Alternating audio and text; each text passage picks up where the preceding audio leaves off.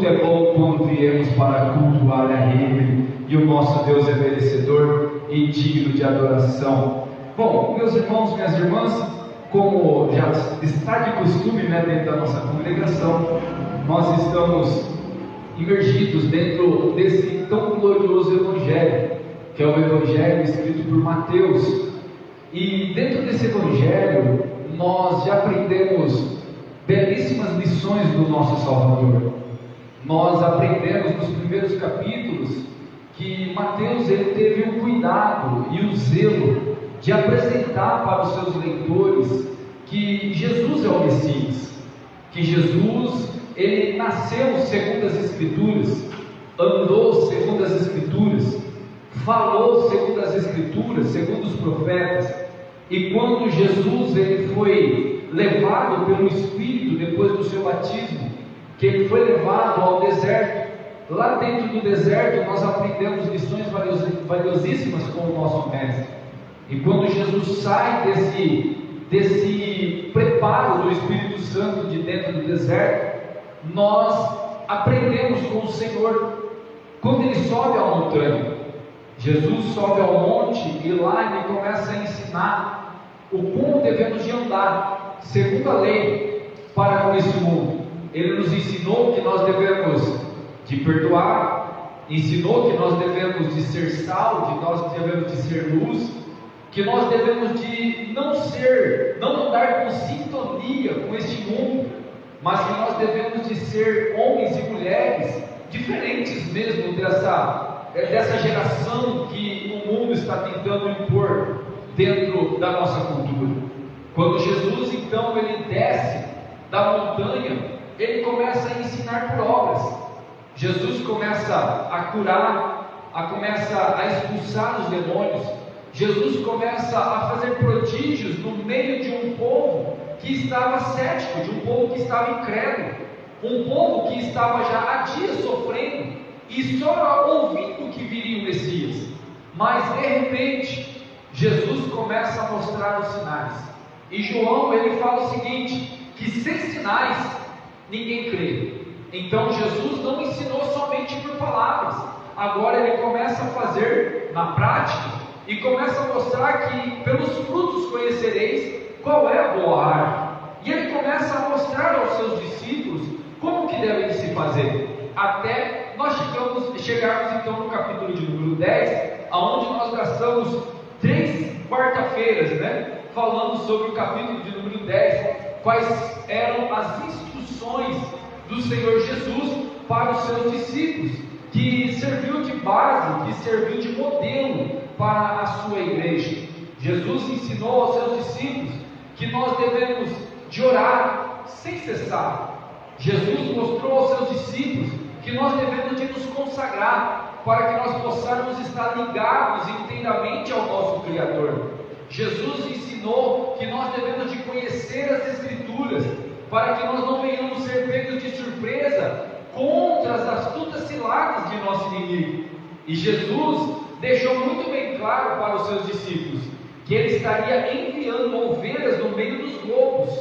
E nós fizemos analogias aqui de que Jesus nos enviou para a morte, porque nós aprendemos que lobo devora ovelha, e nós nunca vimos ovelha devorando lobo.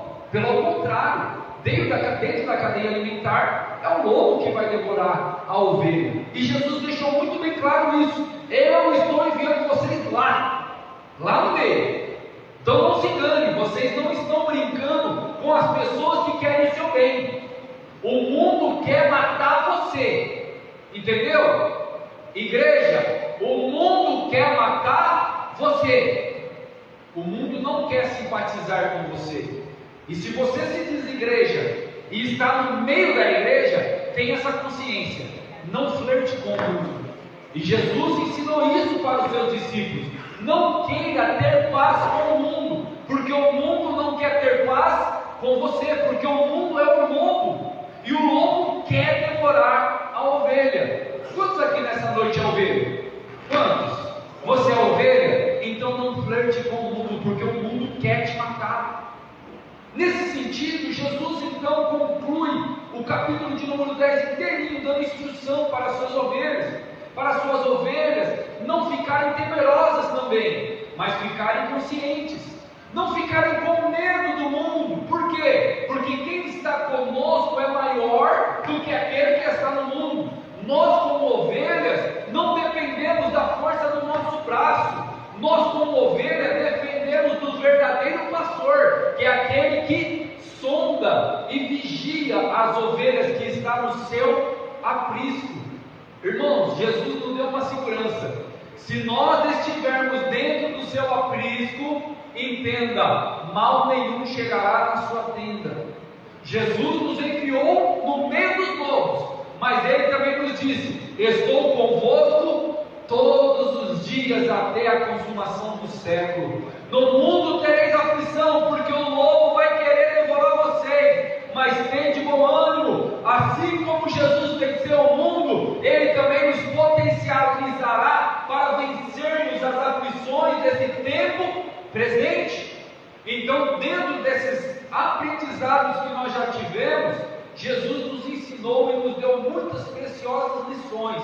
E nos dias que nós abordamos esses textos, nós aprendemos com muito mais clareza o que devemos de fazer. Por isso que eu aconselho você, não falte nas quartas-feiras, porque as quartas-feiras é culto para a igreja. Quarta-feira não é culto do ciclo de oração, não é culto de jovem, não é culto de mocidade, não é culto de pré-adolescente. Não, quarta-feira é culto de igreja, é onde nós aprendemos sobre a palavra do Senhor. É tão importante quanto Santa Ceia, é tão importante quanto o culto de domingo, é tão importante quanto o culto temático.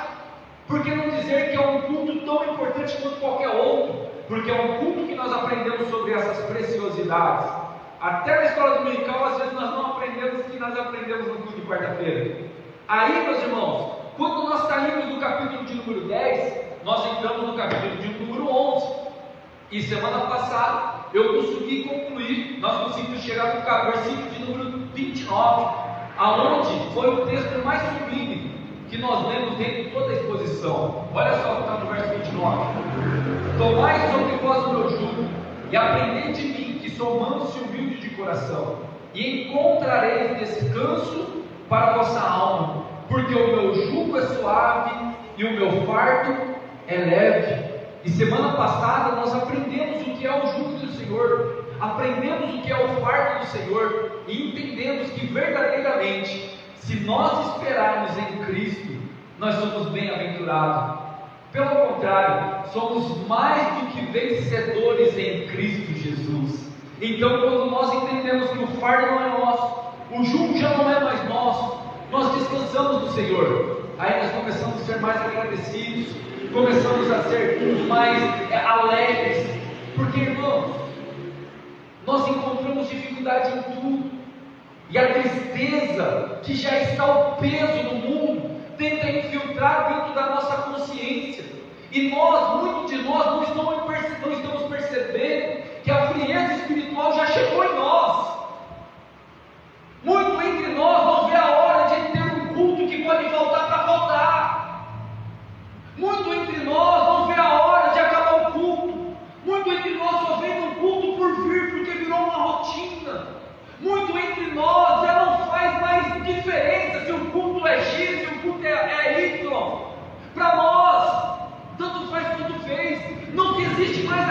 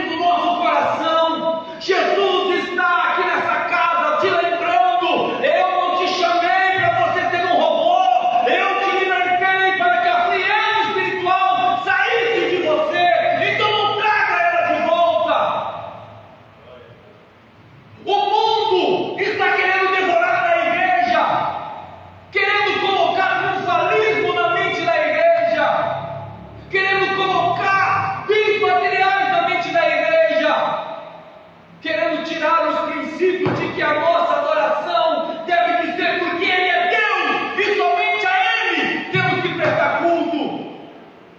Eu não tenho que vir num culto simplesmente para eu estar, não, porque eu estaria caindo na mesma onda da frieza espiritual.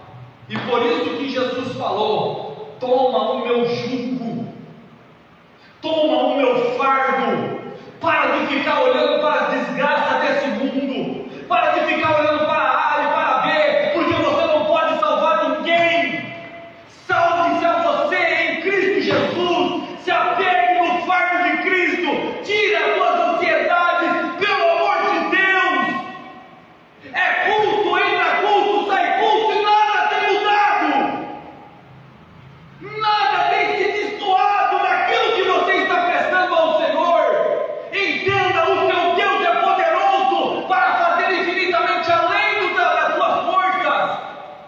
Basta você crer e ter um passo de fé. Mas fé verdadeiramente é que nem nós estudamos já semana passada. Fé não é eu dizer que eu tenho fé. Fé é eu mostrar através dos meus frutos que eu tenho fé. Porque dizer que eu sou é fácil. Agora mostrar que eu tenho, quer que eu tenha que ter o Espírito Santo. Muitas pessoas, meus irmãos, no nosso meio estão se debandando por causa de não carregar o fardo de Cristo. E quando nós acabamos de falar do capítulo de número 11, hoje nós entramos no capítulo de número 12. São 50 versículos e com certeza eu não vou conseguir falar todos eles. Mas, contudo, meus irmãos, eu quero me atentar nesses textos que nós lemos. Se der para me passar, eu vou passando, mas eu quero me atentar dentro desses textos aqui ao qual nós falamos, porque agora nós entramos em uma outra sessão. Nós viemos em várias sessões e essa sessão aqui é uma sessão de conspiração contra o Mestre, porque Jesus, Ele veio para quebrar os paradigmas dos preconceitos religiosos e trazer para o seu povo uma verdadeira libertação. E a liberdade que nós temos que dar em Cristo não está baseada em regras e doutrinas fundadas pela denominação, porque é o que estava acontecendo aqui nesse momento. Olha só o que Jesus disse no verso de número 12, no capítulo 12, verso 1. Naquele tempo, passou Jesus pelas searas, em um sábado, e os seus discípulos, tendo fome, começaram a colher espigas e a comer. E os fariseus, vendo isso, disseram-lhe: eis que os teus discípulos fazem o que não é lícito fazer no sábado. Quem eram os fariseus da sua época? Notem que existiam fariseus bons, tá? Existiam fariseus bons, só que existiam fariseus zelosos ao extremos. E tudo que é extremo, meu irmão, não vale nada. Você já viu aquela pessoa que é santo ao extremo? Que se vê uma irmã de calça, vai para o inferno porque está de calça. Se vê um irmão de bermuda, vai para o inferno porque está de bermuda. Cuidado, fariseu extremista, religioso extremista. Quem propôs essa ideia é o fanatismo, não é a lei do Senhor. É a má interpretação de uma palavra que veio para trazer libertação. Os fariseus eram pessoas rigorosas na lei do Senhor, eram homens que defendiam, que têm muitas qualidades. Eles ensinavam ao povo o que é a Bíblia, eles ensinavam o povo a orar, eles ensinavam o povo o que era o pecado, eles ensinavam coisas boas, só que com motivações erradas. E Jesus veio para ensinar com as motivações corretas. Aí eles chegaram em Jesus e falaram: os seus discípulos estão trabalhando no dia de sábado, e o sabate ele era feito para não fazer nada. Equívoco. Não é isso que a lei diz. Para quem não sabe, nesse período aqui, os fariseus já tinham acrescentado 39 preceitos dentro da lei sabática. Não era uma e nem duas, são 39 conceitos para a lei sabática. Então, eles pegaram assim, pegaram a lei, e a lei estava escrito: o sábado é do Senhor. Aí o Levítico vai dar instruções do que podia ou não podia fazer no sábado. Contudo, depois do exílio da Babilônia, os fariseus foram levantados, e eles, por ser tão zelosos pela lei, para tentar dar uma ajudinha para o povo cumprir a lei, eles foram lá e acrescentaram mais 39 preceitos em cima daquilo. Então, se eu colhesse, eu estava trabalhando, não posso. No caso do aleijado que carregou a sua cama, o texto vai falar que os fariseus ficaram bravos com o aleijado que foi curado por Cristo. Antes desse episódio, o aleijado foi curado, Jesus falou o quê? Pega a tua cama, levanta e vai embora, anda, cartomado. Chegou os fariseus, às vezes de glorificar a Deus pela cura que tinha sido feita, eles começaram a reprimir o aleijado, porque o aleijado tinha carregado a sua cama nas costas e era dia de sábado. E qual foi a resposta do aleijado? Aquele que me curou mandou pegar a cama. Até agora, por 28 anos eu fiquei aqui, vocês nunca fizeram nada. Quem que eu tenho que dar ouvido a vocês ou aquele que mandou catar a cama que me curou? Essa foi a resposta do aleijado. Contudo, você entende qual que era o rigor dos fariseus. Você acha que nós estamos longe disso? Dentro de uma denominação, quantos conceitos mal interpretados dentro da nossa até querida Assembleia de Deus. Eu sempre cito isso. Existem mulheres excluídas do nosso meio porque usavam cintos, porque amarravam o cabelo ou cortavam o cabelo, excluídas. Quantas pessoas estão excluídas por causa de uma televisão? E hoje nós temos televisão em cima dos nossos púlpitos.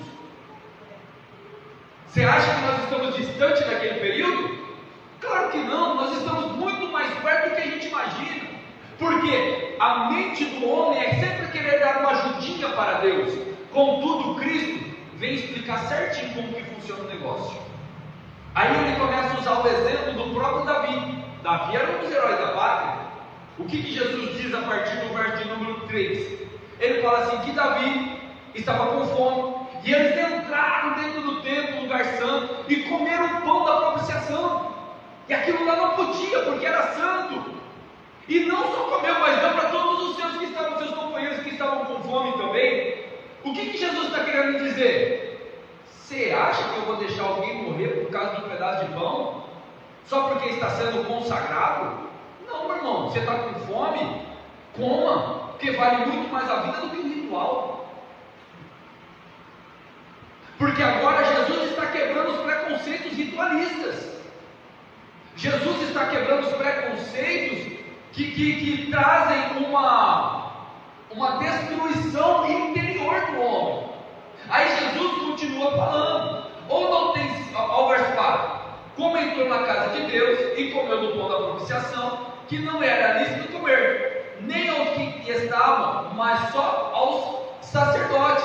A lei mandava, somente o sacerdote podia comer aquele pão. Mas Davi, olhando para ele e olhando para os seus companheiros, não se importou com isso, foi lá e fez com uma intenção, não uma intenção rebelde, mas uma intenção de ajudar, porque o que vale muito é a intenção, tá? Você errar com uma intenção boa, Deus não lhe imputa como pecado, e nem como rebeldia. É diferente de uma arrogância, é diferente de um cão, que eu já expliquei para vocês. Um cão sem entendimento, sem ponderação, vai lá e faz as coisas, não considera as coisas santas.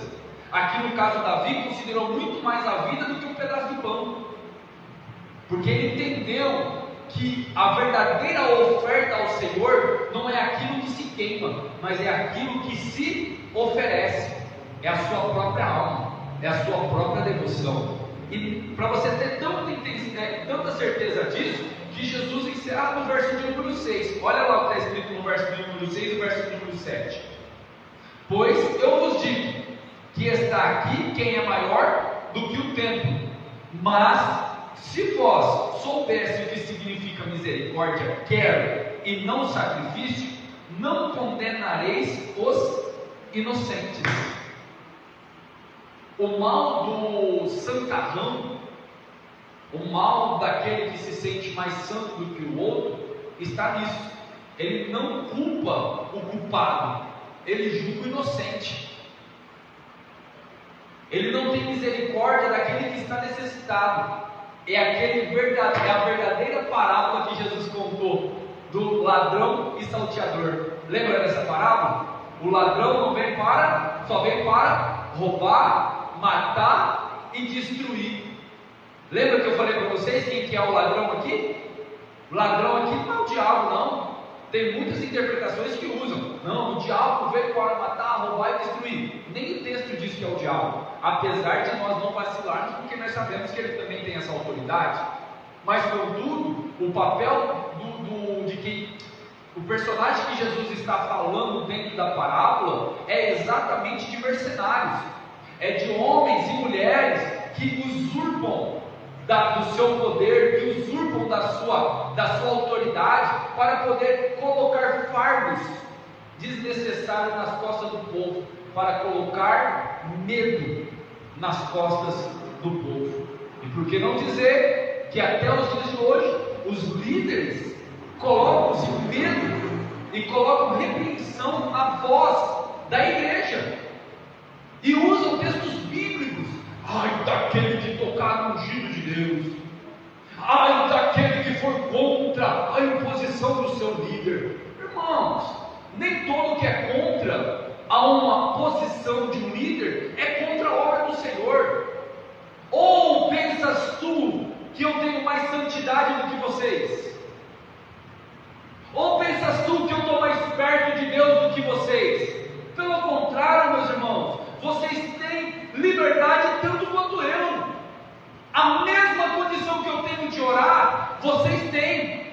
A mesma necessidade que eu tenho de pedir, vocês têm. A mesma oportunidade de entrar no Santo do Santo, vocês têm. Porque o próprio apóstolo Paulo falou o quê? Ou não sabe que vós sois o templo do Deus vivente e que Ele habita dentro de vós? Paulo não falou que Ele habita dentro só dele, habita dentro de vós. Então essa liberdade nós temos que ter, e temos que ter tanta consciência de que se um dia alguém chegar oprimindo e colocando o fardo fora das escrituras e pesou, tenha certeza que não é de Deus, porque o fardo e o jugo do Senhor é leve. É diferente de você estar disposto a segurar uma encrenca para que a igreja se beneficie. Agora, se está sendo pesado, se está sendo angustioso, se está sendo temeroso, se está sendo de má fama, não é de Deus. Porém, você vai sempre ver o líder religioso ou aquele que quer deter o poder falar o seguinte: você vai ser amaldiçoado se você não fizer aquilo que eu estou falando. Já viu alguém assim? Ou só eu que vi? Não, já vi várias vezes, né? Mas acho que não é só eu que vejo, não. Não, você não pode ir para outra igreja porque senão você vai estar amaldiçoado. Que amaldiçoado, irmão? Para com isso. Nós estamos livres em Cristo Jesus. O que eu não posso deixar é a heresia entrar dentro do meu coração e eu ser contaminado com falácias. Mas estar em Cristo é não estar oprimido. Sabe por que eu estou falando isso para vocês? Para que vocês não venham ser presos. Vocês são livres. Vocês têm direito de pensar. Vocês têm direito de agir. Mas sempre pergunte para você mesmo: me convém? É apto? O meu pastor faria? Que meu pastor, irmão? O meu Senhor faria? É isso que você tem que perguntar. Não é se eu faria ou se eu permitiria. A pergunta é: o meu Senhor faria? O meu Jesus se agradaria? O meu Deus me contemplaria? É isso que você tem que perguntar. e está atento à voz do Senhor para você ter convicção da tua atitude que você vai tomar. Lógico que com tudo isso, todos aqueles que andam, que temem, que sabem ser livres, sempre vai respeitar aqueles que estão à frente, não por medo, mas sim por respeito. Vão amar, vão orar, vão obriar, vão ajudar, não por causa do medo de uma maldição, mas com alegria no coração para fazer a obra, continuar andando, para continuar glorificando o nome do Senhor através dos cultos. Vocês já repararam que de domingo eu não peço nada para ninguém aqui? Não faço anúncio mais, nem falo que dia tem culto, nem fico anunciando mais nada. Sabe por quê?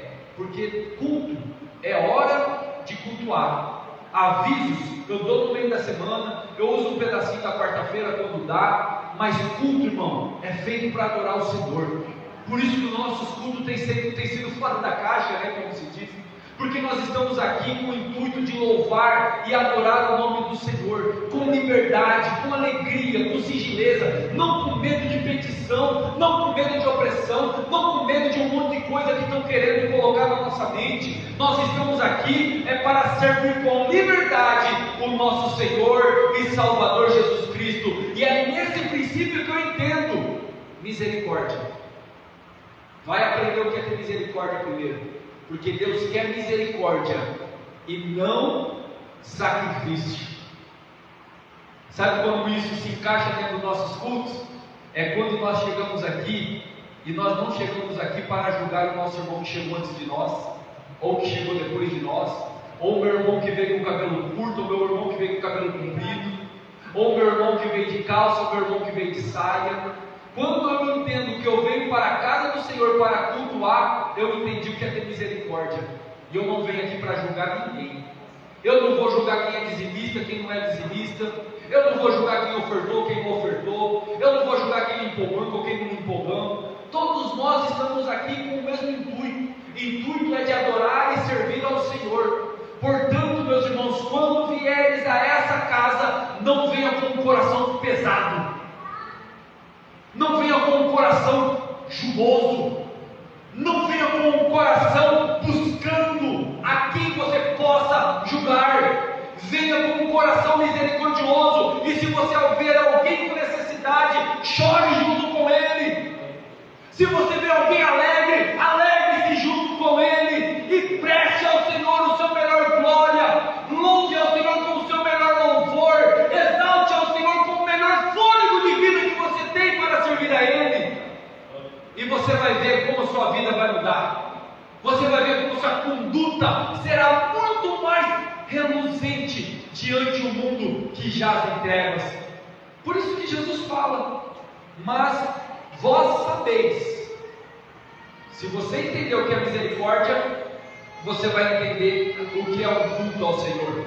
Aí depois disso, depois que o Senhor dá todo esse ensinamento, não com essas minhas palavras, tá bom? Mas Ele deu um ensinamento com várias outras palavras, sublimemente muito maior, mas contudo, Ele continua falando o seguinte: e a partir dali chegou na sinagoga deles, e estava ali um homem que tinha uma das mãos mirradas, e eles, para o acusarem, o interrogaram, dizendo: é lícito curar no sábado? E ele disse: como entre vós será o homem que, tendo uma ovelha, se no sábado ela cair numa cova, não lançará a mão dela e levantará? Jesus ensina princípios em cima de culturas e contextos. A questão sabática para nós hoje não é tão importante quanto era naquele princípio, tá? Então por isso que talvez fica difícil de equiparar a importância desse diálogo de Jesus. Para vocês entenderem mais, o sábado para eles é como se fosse um dia de ceia em consagração. Você já teve essa experiência? Fazer um dia de ceia em consagração? Pegar o dia da ceia, da Santa Ceia, e se consagrar? Mas se consagrar de verdade, não só de palavra, mas se consagrar mesmo. que é o dia de você tirar o dia para o Senhor, em oração, em leitura da palavra, em meditação, em foco, na sua intelectualidade, na sua essência, na sua alma. É você fazer de verdade, sem se importar com aqueles que estão do seu lado, mas fazer com intensidade. E chegar na noite, você participar da ceia do Senhor, fazer esse dia um dia sublime. Tem que imaginar isso. Se você nunca fez, tem que imaginar, e se possível, faça, para você ter essa experiência. Era mais ou menos isso, se você conseguiu ter essa noção. Era mais ou menos isso a importância de um sábado para ele. Para você ter noção, não podia acender um fogo, não podia fazer nada criativo no sábado. Essa é a ideia. Eu acho que essa é a palavra mais propícia para descrever o sábado. Você não poderia fazer nada criativo, porque Deus descansou no sábado. O que é descansar no sábado? É que Deus ficou fadigado que nem nós? Não, Deus não se cansa. É que nem, por exemplo,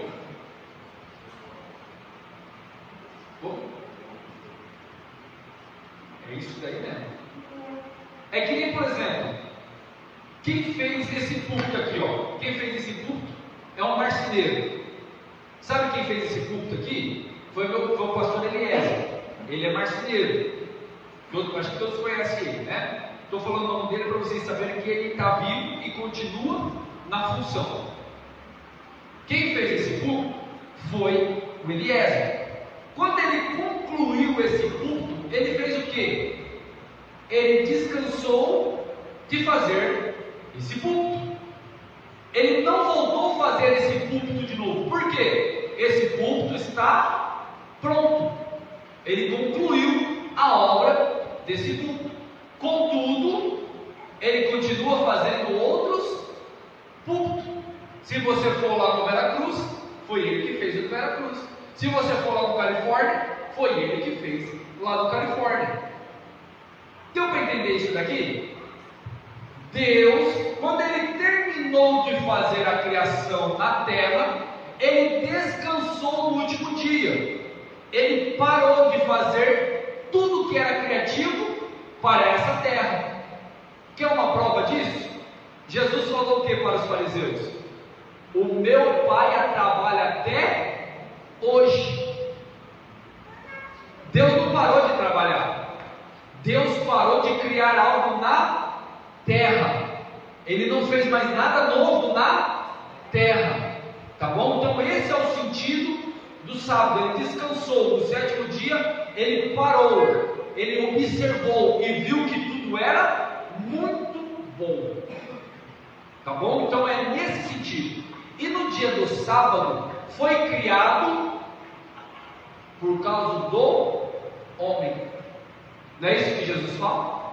Jesus ensina falando: o homem não foi criado por causa do sábado, mas o sábado foi criado por causa do homem, para que o homem tenha um dia específico somente para o Senhor.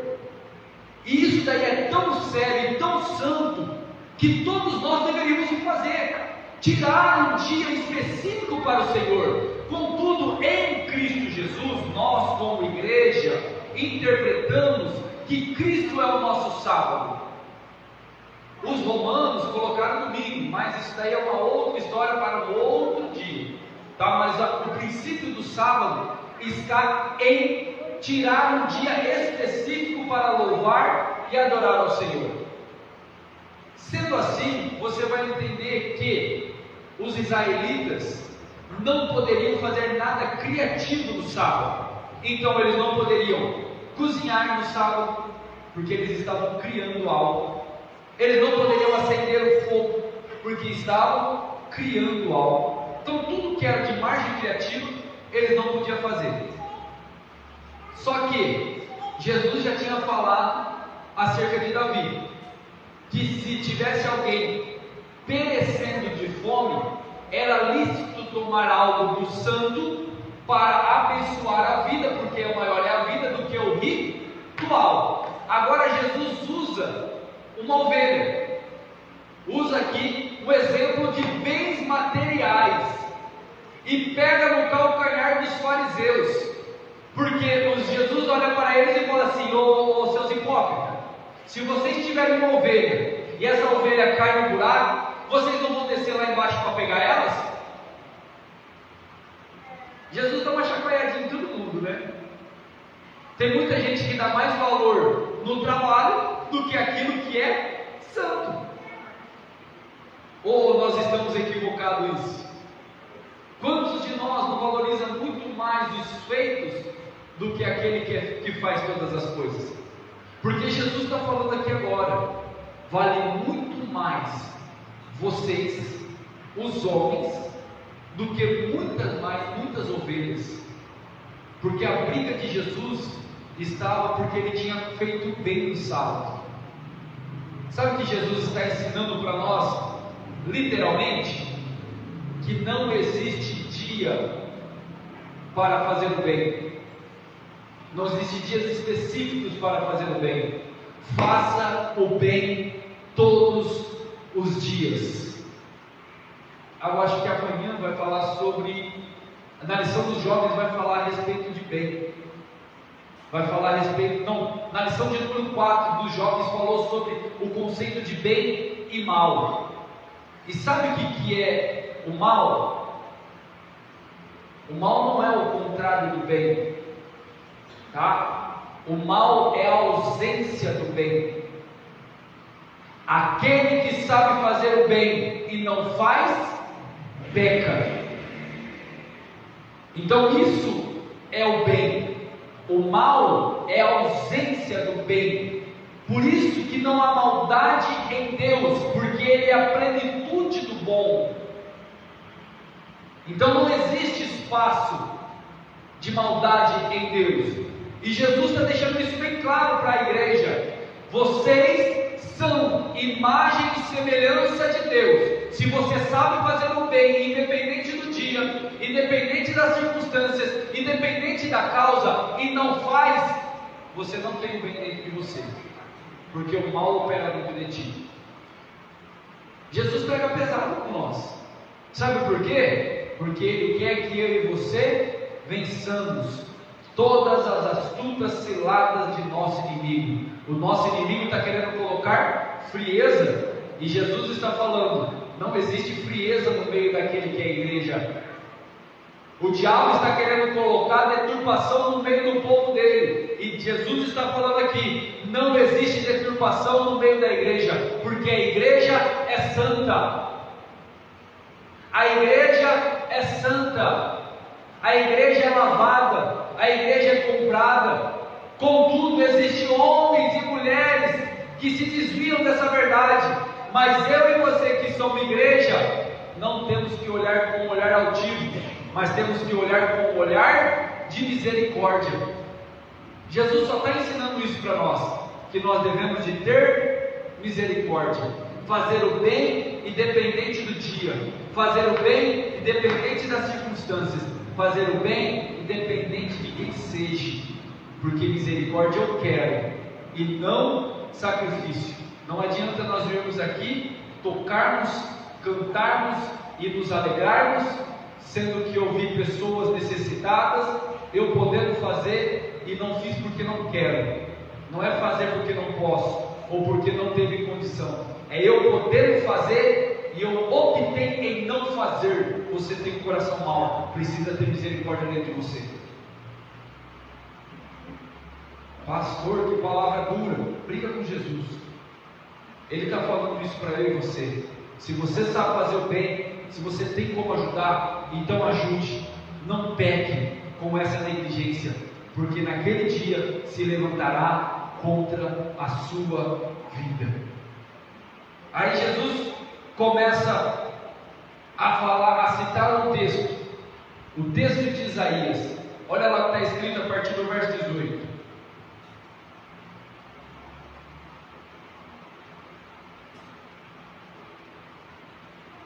Verso 18, verso 17: para que se cumprisse o que fora dito pelo profeta Isaías, que disse. Por que ele falou isso?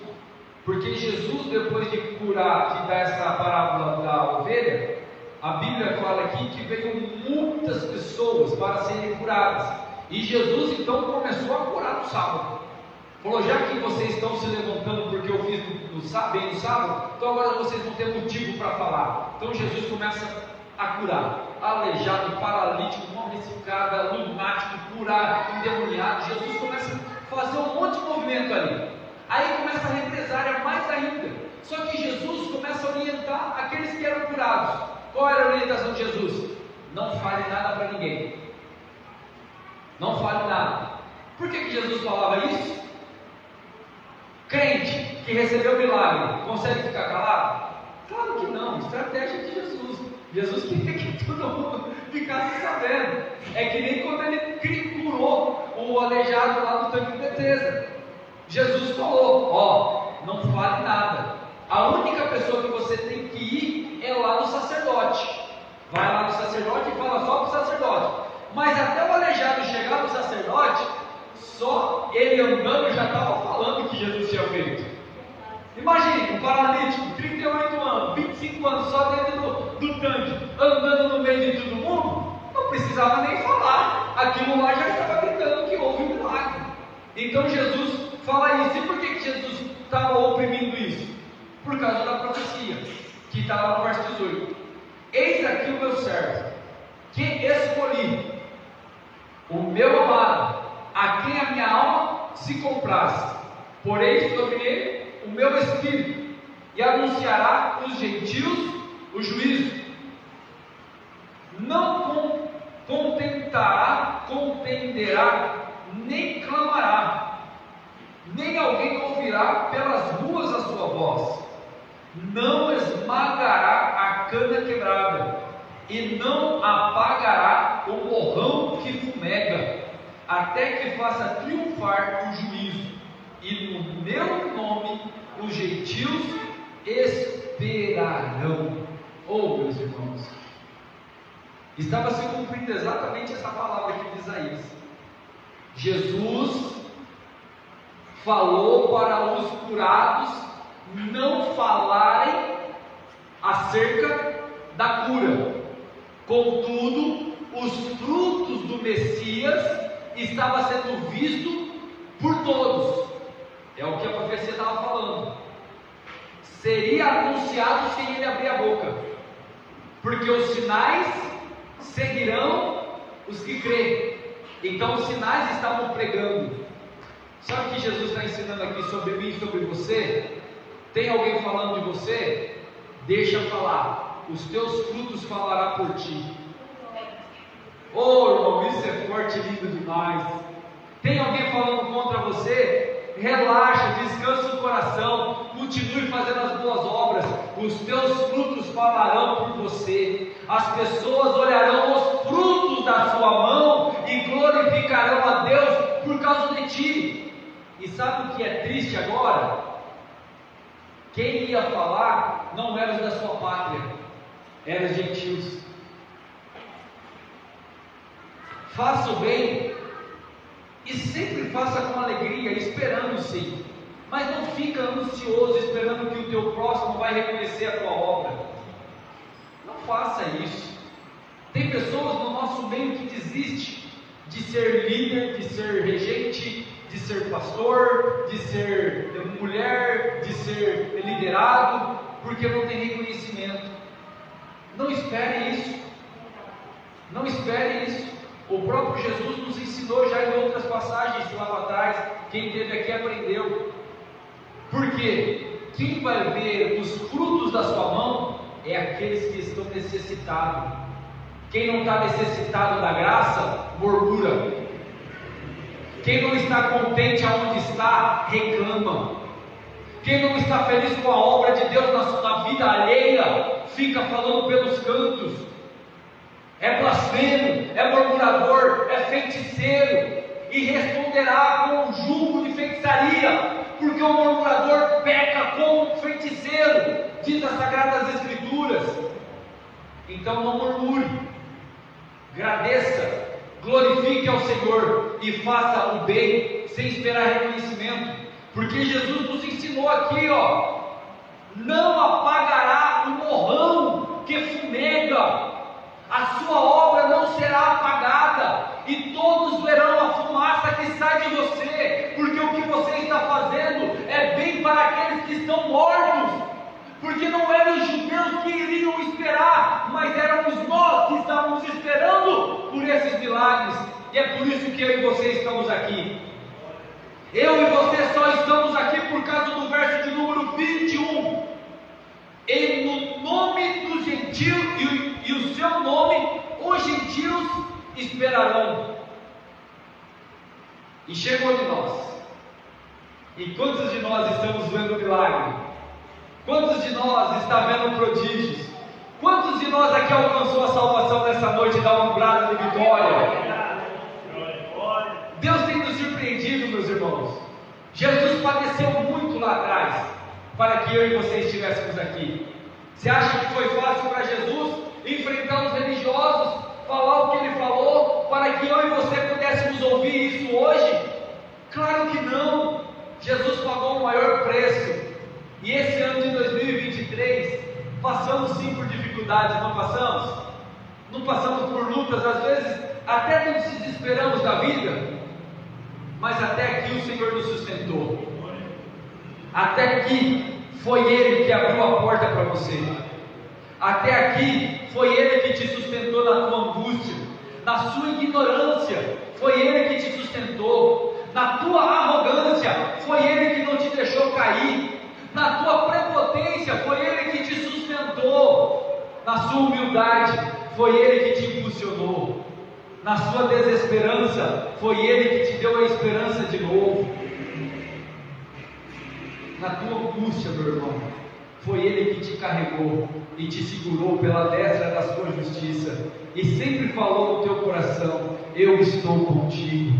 2023 foi difícil, mas também foi muito bom. Nós tivemos fartura também, não tivemos perseguição, passamos pela prova dando glória a Deus, o Espírito Santo não nos desamparou, nós não vimos nenhum dos nossos se perderem, foram pouquíssimos que abriram mão de servir o Senhor. Eu e você chegamos até o final desse 2023 e iniciaremos um 2024 como um ciclo, nada novo, porque as lutas continuarão, as perseguições continuará também, o medo também continuará, mas o gozo na nossa alma aumentará, porque a convicção de que o dia do Senhor está mais forte, mais perto, aumentará também.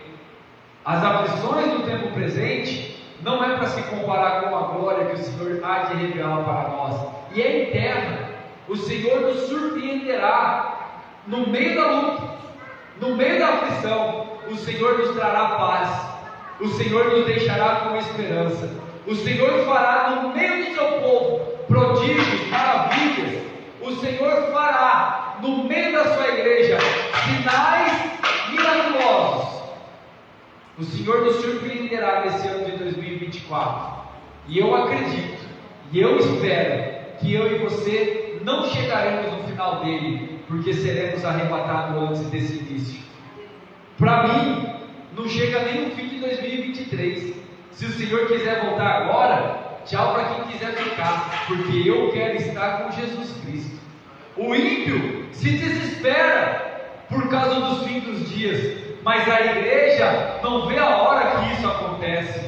O desesperado não tem condição de falar Maranata, mas a igreja levanta as duas mãos e fala Maranata, ora vem Senhor Jesus, porque a igreja não tem nada de precioso nessa terra, porque um dia para o Senhor é como 1000 anos, e 1000 anos como um dia. Eu e você somos como um vapor que aparece e logo desaparece. E se for a volta do Senhor, eu e você subiremos para a glória? Se sim, levanta sua mão e dê um brado de vitória, pois Ele é glorificado nessa igreja, Ele é exaltado nessa igreja, Ele é bendito no meio do seu povo. O mundo pode ir de mal a pior, mas eu e você olhamos para o alto e vemos a terra cheia da glória do Senhor, porque Jesus Cristo é esse aqui que falou para nós: em meu nome esperarão os gentios. Eu e você não somos judeus,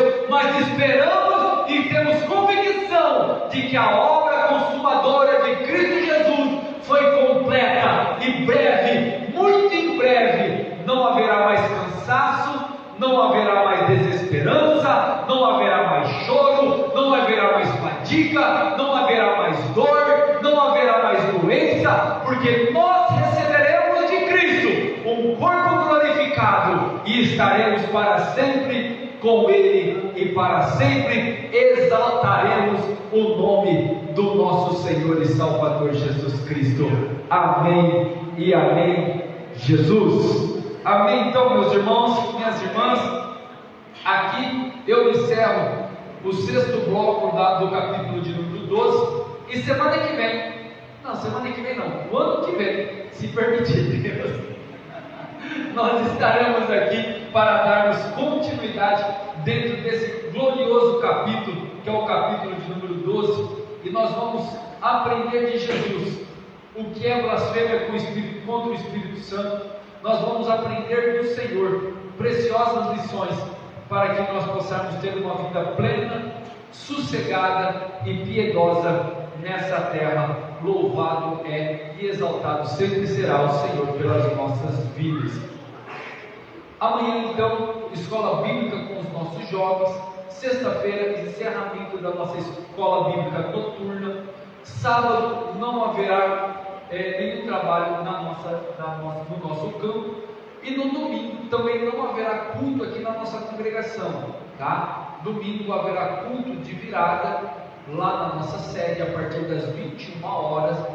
Eu nunca perdi um culto de virada, nunca me arrependi por isso, e pretendo, Deus, até a volta do Senhor, nunca perder também, porque melhor é iniciar o ano de joelho na presença do Senhor. Contudo, se esforcem para estar lá, vamos louvar, exaltar. Se tiver testemunho para contar, vai estar aberto o microfone, e também haverá a primeira ceia, tá? A primeira Santa Ceia do ano. Virou o relógio, estará sendo servida a primeira ceia do ano de 2024. Por 17 anos não houve isso. Acho que houve só no começo, né, do pastor Cristão. Não, já foi cancelado desde o primeiro, né? Teve o pastor Cristão ficou aqui 16 anos, então não teve ceia. Do pastor Cristão para trás tinha ceia, era já um costume da igreja, tá? Então provavelmente retornará esse costume da igreja, e não é só em Monte Alto, isso daí é em várias cidades. Então haverá esse regresso dentro desse costume dentro da igreja, tá? E eu acho que é uma beleza, uma bênção já participar dessa ceia, porque vale muito mais um dia na presença do Senhor do que 1000 outros lugares. Amém, meus irmãos? Glória a Deus.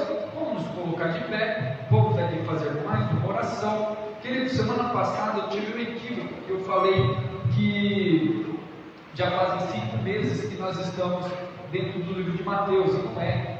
Concluímos hoje o 4º mês, vamos entrar no 5º mês que nós estamos falando já dentro do livro de Mateus, e estamos no capítulo de número 12. Eu acredito que mais uns 3 meses ou 4 meses nós concluiremos esse livro, e permitindo Deus, nós vamos entrar em um livro que eu coloquei lá no grupo, né, para os irmãos votarem. Até agora eu vi Jó vencendo lá, mas Jó é difícil. Mas permitindo Deus, se não mudar a votação até lá, será o livro de Jó. Pastor Leandro, ore aqui por nós. Glória a Deus. Salve a igreja com a paz do Senhor. Amém. Vamos orar e agradecer ao Senhor. Soberano Deus, eterno Pai, Deus de bondade, graça, amor, justiça. Pai, em teu nome, Senhor, mais uma vez, Senhor, meu Pai.